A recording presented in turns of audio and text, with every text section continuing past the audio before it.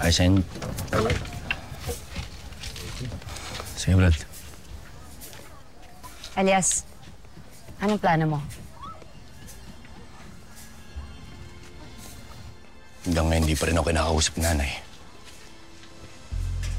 Hindi ako pupunta ng isla Lakdan hanggat wala akong basbas sa nanay ko. Naiintindihan ko si Aling Alma. Nanay din ako. At ikaw, magulang ka din.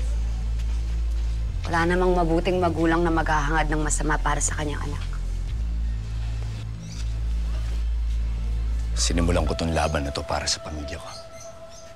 Pero ngayon kailangan ko nang tapusin to para sa lahat ng taong na biktima at mabibiktima pa ng kasama ni Edgardo.